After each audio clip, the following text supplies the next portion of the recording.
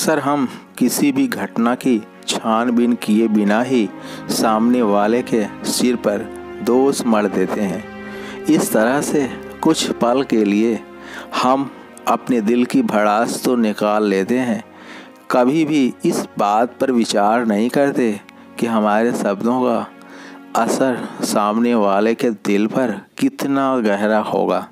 जैसा कि इस तोते के साथ हुआ। एक दुकानदार ने एक खूबसूरत तोता पाल रखा था। इस हरे रंग के तोते की सुरीली आवाज़ दुकानदार को बहुत ही पसंद थी।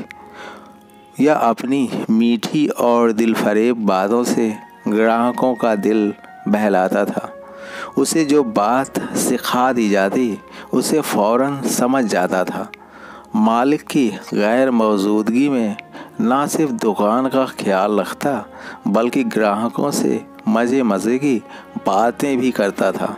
एक दिन दुकानदार कुछ ज़रूरी कार्य के लिए कहीं चला गया था कि अचानक दुकान में बिल्ली घुस आई और चूहे के पीछे भागी। तोते ने समझा आज मेरी खैर नहीं। अपनी जान बचाने की खातिर दुकान में आगे पीछे फड़फड़ाने लगा, जिसके कारण उससे चंद बादाम तेल की शीशियां गिरकर टूट गईं। जब मालिक वापस आया तो शीशियां टूटी देखकर उसे बहुत गुस्सा आया। उसने तोते का सिर मुड़वा दिया। अब खूबसूरत दिखने वाला तोता बहुत ही बदसूरत दिख रहा था। तोता बेकसूर था, पर नाहक में उसे सज़ा मिली थी, जिससे उसे बहुत दुख हुआ और उसने बोलचाल तक बंद कर दी। दिन भर चहचहाने व चिकनी चुपड़ी बातें करने वाला तोता अब पूरी तरह खामोश था। तोते के इस व्यवहार से दुकानदार को अपनी गलती का एहसास हुआ और पछतावा भी हुआ।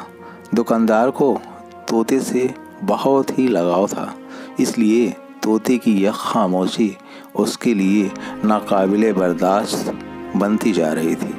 उसे समझ में नहीं आ रहा था कि अब वह क्या करे, क्योंकि उसकी तोतली बातों से दुकानदार को बड़ा मज़ा आता था।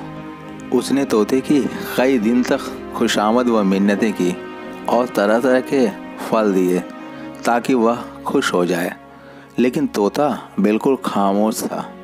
दुकान पर जो ग्राहक आते थे वो भी इसकी खामोशी पर अफसोस करते। अब तो दुकान पर ग्राहकों का आना भी कम हो गया था। दुकानदार ने बड़े जतन किए, लेकिन तोते की खामोशी ना तोड़ा सका। इस तरह एक महीना गुजर गया। एक दिन बेचारा दुकानदार इसी गम में हैरानो परेशान दुकान में बैठा हुआ था कि इतने में एक गंजा भिखारी दुकान के सामने से गुजरा। तोते ने ज्यों ही उस गंजे फ़कीर को देखा, बुलंद आवाज़ में बोला, क्या तूने भी तेल की बोतलें गिराई थी क्या?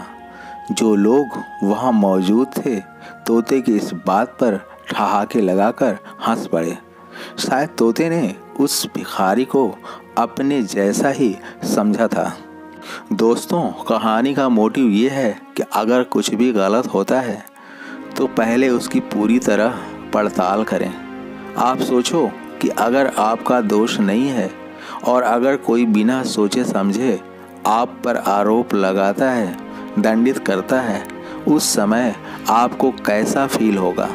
शायद उस व्यक्ति के प्रति आपके दिल में नफ़रत व घृणा के सिवा कुछ नहीं होगा और आपके लबों पर पसरा सन्नाटा चीख चीख कर कह रहा होगा कि मैं निर्दोष हूँ, बेगुनाह हूँ, बेकसूर हूँ। पर शायद इस आवाज़ को सुनने वाला कोई नहीं। समझदार तोते ने बता दिया था कि इसका एक ही इलाज है, वह है खामोशी। ओके फ्रेंड्स, जय हिंद, जय भारत।